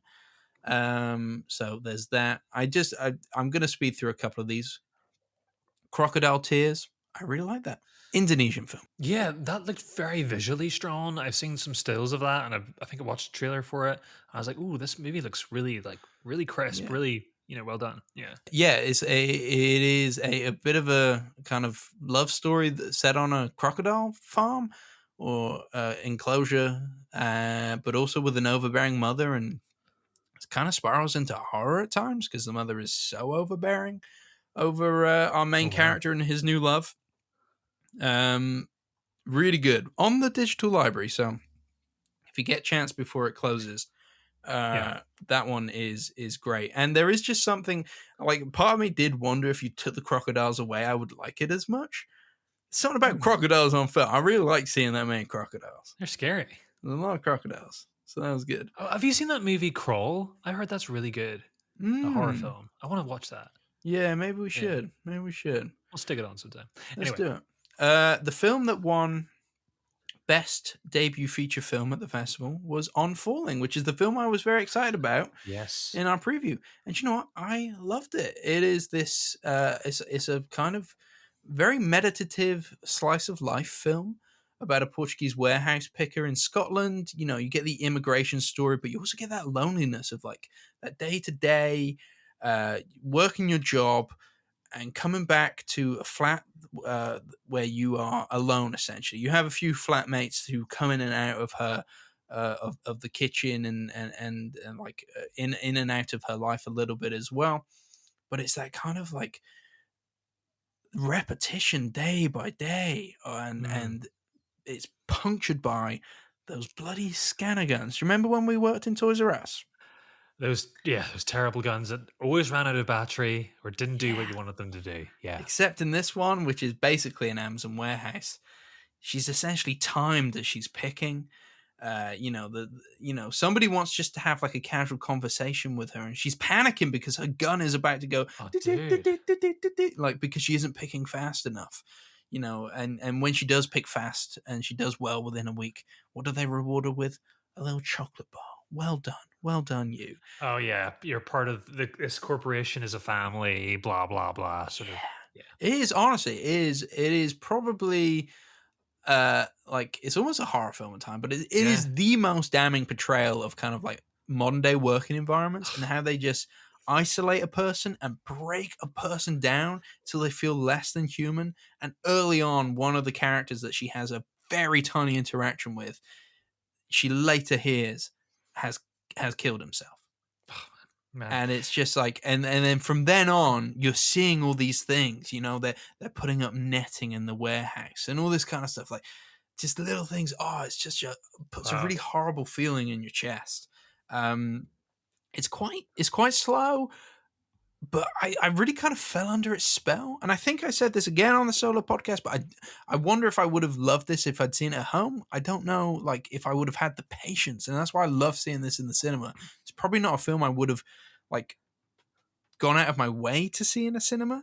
Yeah. But now I'm telling you, and I'm telling everybody they should, because I honestly thought this film was fantastic and really stayed with me long after the credits, and just kind of terrifying, just horrible. Oh, that's really hate big corporations and how they treat people and make them feel like numbers instead of humans. And it's just like, this film really gets underneath that.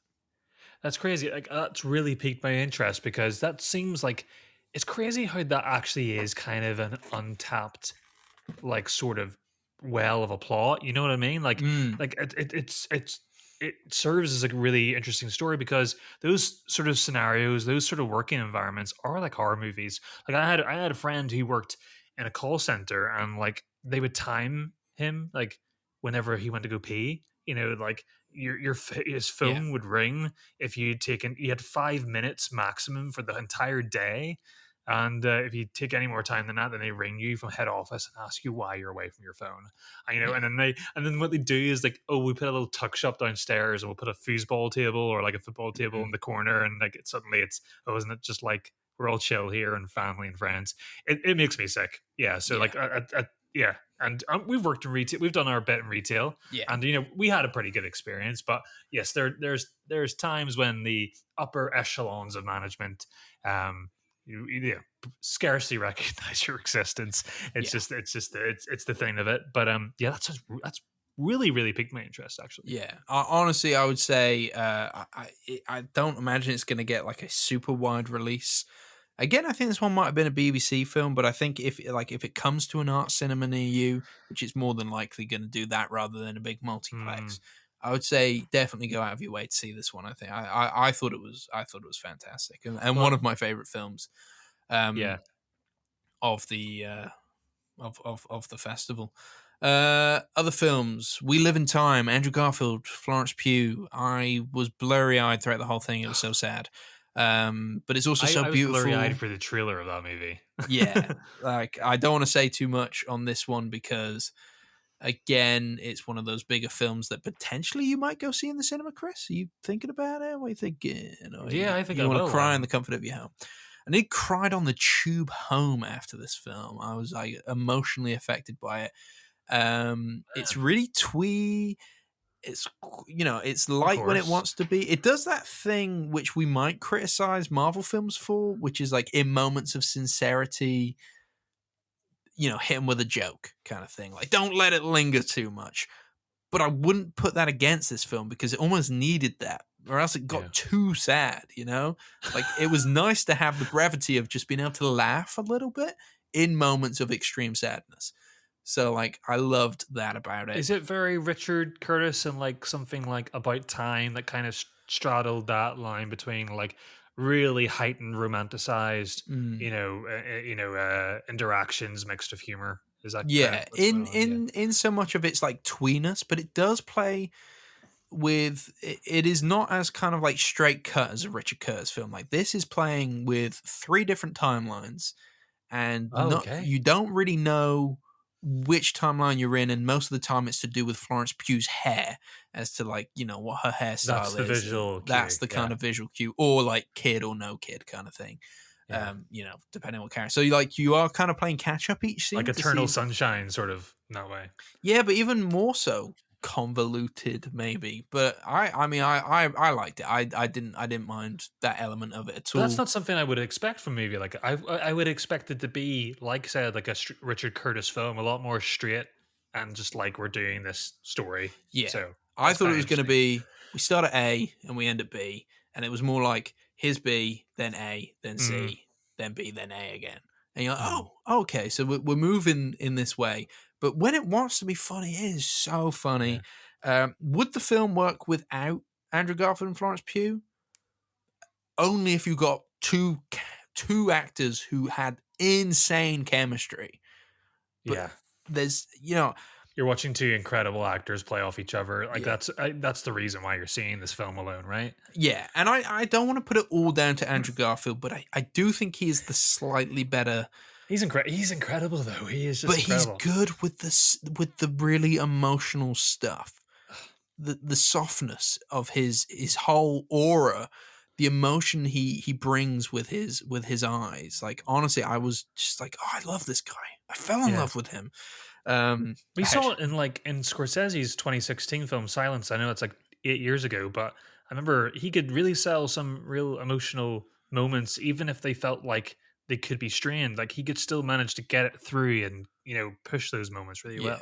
Yeah. Though that being said, like, I think he plays a much more likable character than Florence Pugh. So almost like it's more difficult for her to get the same reaction because she is playing somebody who's a little bit more complicated and not so like, she had different ambitions throughout the film.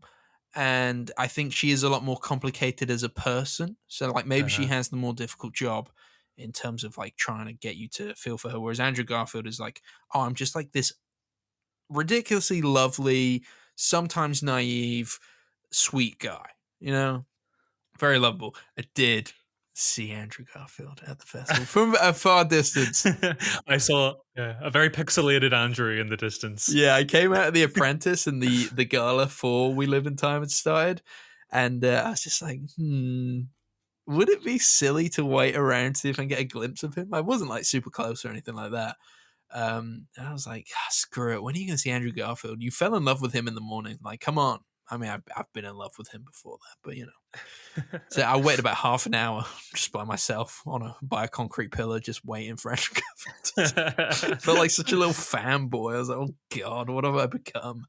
I would have been there with you, man. Don't worry. I know you would have been. Andrew. Yeah, it would have been no hesitation.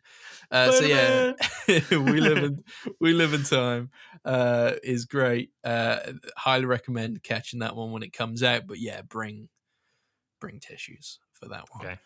What am I missing here? Bird, new Andrew Arnold film, plays with that kind of social realism that Andrew Arnold's very well known for. She knows how to craft a film like this. She's very confident with it.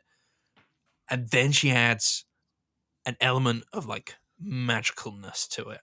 Okay? Does that work? Oh my God, it works. All right?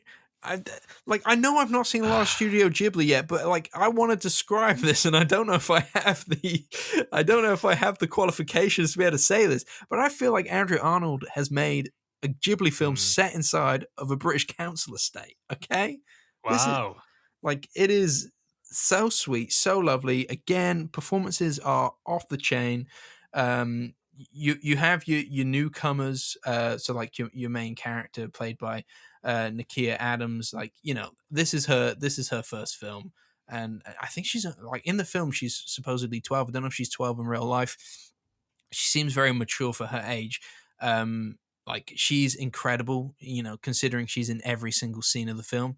Barry Keoghan plays her dad, like young dad, but I think there is almost a commentary on the cycle of young mothers and fathers within this kind of setting, and how that affects people's kind of mentality and livelihood and all that kind of stuff going on. Barry Keoghan's so good in this.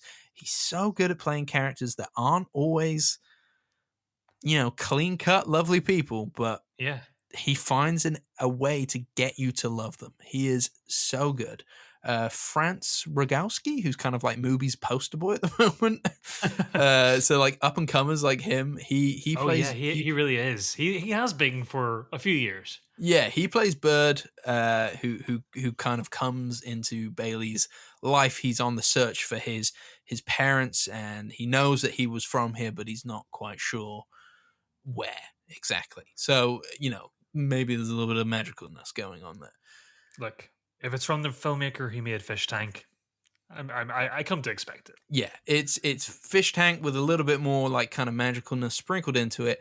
It is. I thought it was absolutely stunning. I was blown away by it. I was like fish tank. You know, you're completely on board with the story. You want to see what happens to these characters, and you're very aware that it is telling a story from a kind of part of society that doesn't get its time on film because it's almost kind of discarded in a way.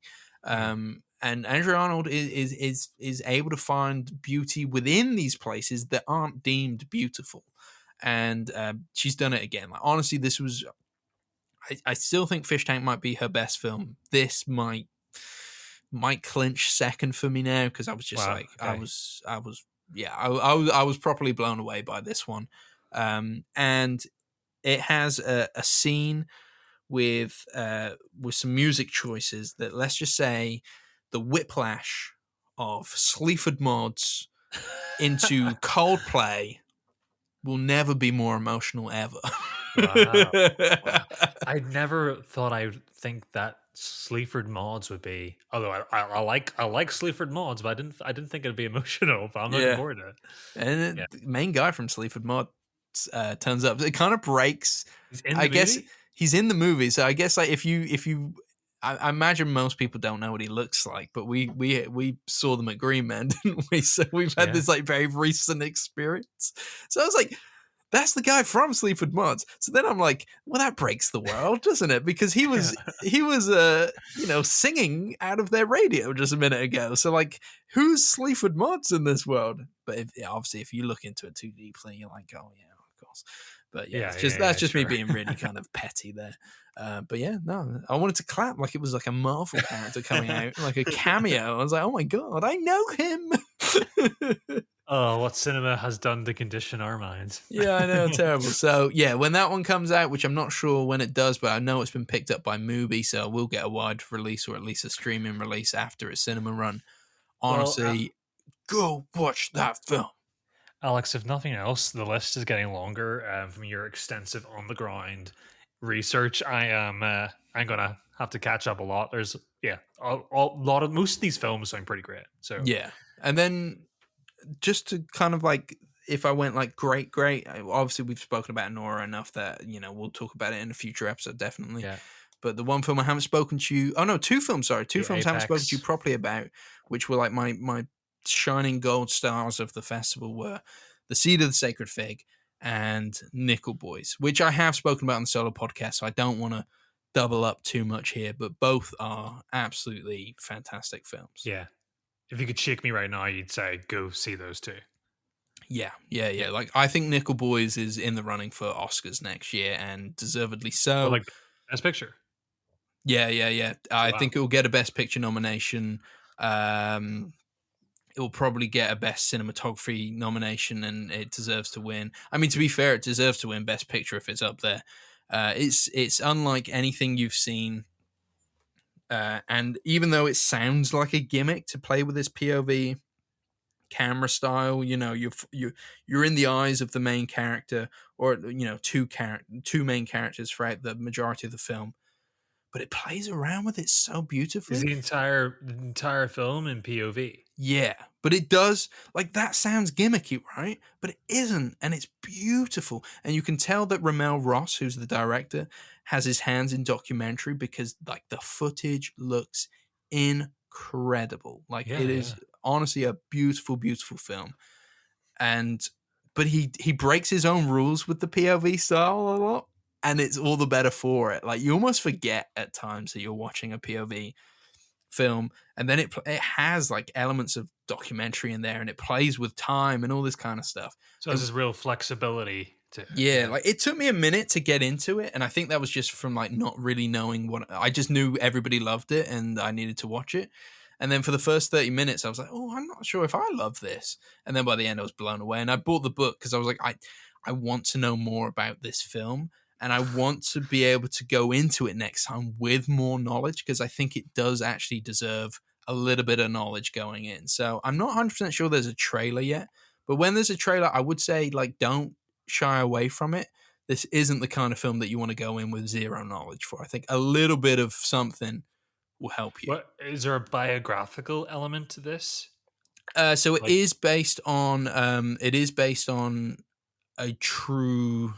I'm not sure if the stories of our two main protagonists are true, but the school, the reform school of which they are navigating together in Florida, which is a school which essentially is beating, torturing, and killing young black kids in I think it's the 70s in Florida. Is wow, okay. I think that is all truth. Like, and there are documents within the film that kind of show just the horrors, and the film is very clever with what it shows and doesn't show, and it's even more powerful for it. So yeah, this one and Seed of the Sacred Fig are like the two. I'm like, you have to see these. You have to see these. And I think Seed of the Oh Sacred wow. Fig comes out later next year for the UK. I don't think we've got it coming out anytime soon. And it's annoying that it's such a like, it makes me sound snobby when people say like, what was your favorite film in the festival? I'm like, oh, it's an Iranian film called The Seed of the Sacred Fig. But honestly, it's fantastic. Speaking the Kings. And it isn't a snobby film, all right? Like, it moves like a proper procedural. With it's part political drama.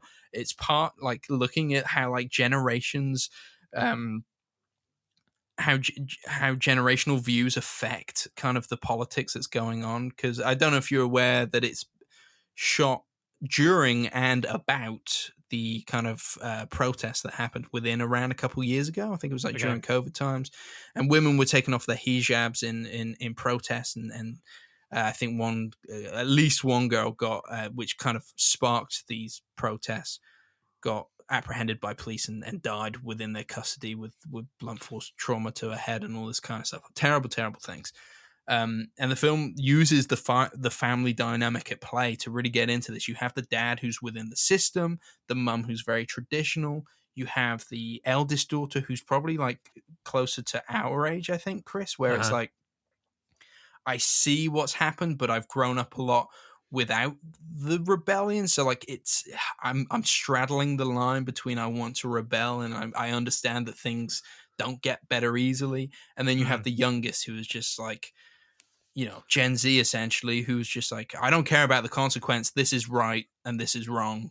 And, it all kind of blows up in a fantastic way. Third act seemed to kind of turn a lot of people off, which is a shame. I thought it went very Hitchcockian. I was very into it and kind of nails the point in at the end.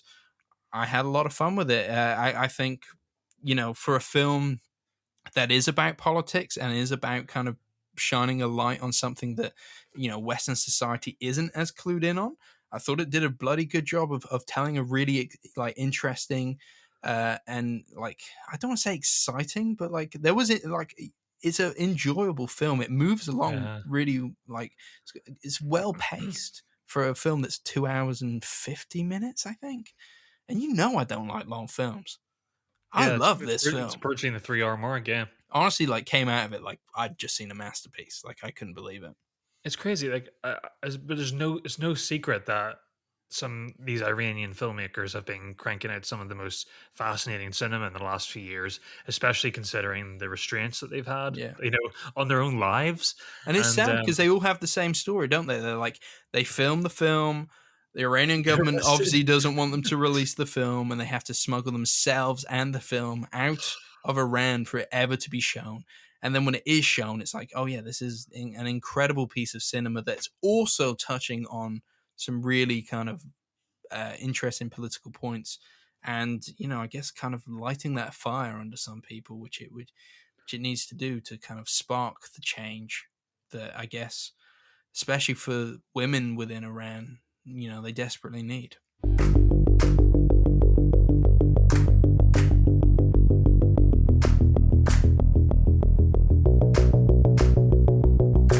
Alex, I said I wasn't jealous, but I am jealous. I know, I'm sorry. I was really struggling with how to kind of like, I wanted to like keep you involved in terms of like, I wanted to message you after every film, but I also didn't want to like make you feel like I was rubbing it in your face either. It was such good friends. I felt the same way, but the other way, Ryan. I was like, I'm letting him do his thing. He's probably knackered. They just want me texting him. I loved every message you sent across. It almost like opened the gate to be like, come on, tell me a little bit of something. I was there like, oh my God, I love Nickel Boys. Good man. We'll catch up in IRL next week. Yeah. And we're doing it this, if the BFI will have us back. I don't think I did anything to jeopardize that. Yeah, I hope. Then we'll do this again next year. And Kris, man, I'm even more excited for the prospect of doing it with you. I've never done the London Film Festival. It was a brilliant time. It was great to be around so many people who love films. Yes, everybody was exciting, isn't it? Yeah, it really is. And to be in packed cinemas, watching the films that we all say that we want to see. Like, we all get tired of seeing blockbusters that are remakes and sequels and all, Marvel films. I know I love Marvel. I have loved Marvel. But we always say we want original films. I just saw like 19 of them. Yeah, a couple of them are based on books. But these are the films we want, and they are there. We've just got to go out and see them. And I think that was something that kind of touched me while I was there. I was like, these are all the films I've wanted this year. I think there was a period in the middle of the year where I was getting a little bit down on everything we're seeing because I was so disappointed by some of the films that we'd watched. Yeah, you weren't alone. You weren't alone. Exactly. And it's like, oh, this is what I've been waiting for. What a utopia it would be to live in a world where you could go into a multiplex and watch something like, Bionico's Bachata and have at least 50 people in the room sharing that experience with you and wanting to as well. And, in these film festivals, you get to live that fantasy for a brief period of time. So, yeah, it's really great to be around like-minded people, of course. That's the main... You're going to love it. I'm gonna love it. I have no choice. My bags are packed already. I'm not doing it without you. So. Oh man, wouldn't want it any other way. I know this has been like a slightly different episode than usual, and I'm not sure. I mean, I guess we'll find out in the edit whether we have the little music interludes at any point, but it might just be a bit of a ramble between the two of us talking about all these different kinds of films. This is great. You know what? Like, me texting you, like, I guess I kind of wanted to save myself from like repetition because I knew we were going to properly deep dive into it anyway. Yeah. And it was be a bit more exciting for me to just hear it from your mouth, just to kind of see in person and well, sort of in person.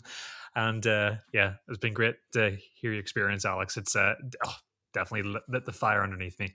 Nice. Well, I'm glad because that means you'll be more down for it. Well, not that you weren't down for it, but like more ready to go and do it next year. So I'm very, very excited for that. But I think we've had crazy eyes right now. Crazy eyes. I think we've had 3 episodes in a row now, which you've kind of played around with it a bit in terms of like how we usually do things. So I hope everybody's enjoyed this little divergent into something different for the podcast. But hopefully we can do that a lot more. I met a lot of people over there. Obviously, you heard Janet and Gavin in the last episode, and it was great to be able to just speak to people like that. Not everybody I recorded who I spoke to, but I promise you I did speak to other people as well. I wasn't too much of a loner. You spoke to the guy at McDonald's. Yeah. He was really nice. got me the McRib. Oh, no. I'm looking at that McRib looks terrible. Yeah, it wasn't great. It's like a Rustler's burger. Not like my childhood. It was funny that this is a tangent. You literally said to me the day before it was announced, "Oh, mate, you should try the McRib. If you ever go to Germany, the McRib is great." And literally the day afterwards, they announced the McRib coming to the UK. I thought it was amazing. Yeah, it was funny, wasn't it? It was funny. Yeah. I don't know what I was saying. Good people, lovely people. Sure. And hopefully, I think because we've met a few more people now, like potentially we might actually have a few more guests coming on in the near future. And that's always exciting, isn't it? But don't worry, we will be back at some point soon doing the usual shtick. And who knows, I handed out a few business cards. Maybe there'll be a few more people listening. And that's always a blessing. So that has been the episode for this week. If you enjoyed it, make sure to leave us a 5-star rating or review. We do really appreciate it. And if you'd like to keep up to date with us, make sure to follow us on Instagram and TikTok at The Film Angle. We also have a Film Angle playlist. If you want to listen to what we listen to, you can find that in the show notes. Be sure to catch us next week for more cinematic discussions. But for now, goodbye. See ya.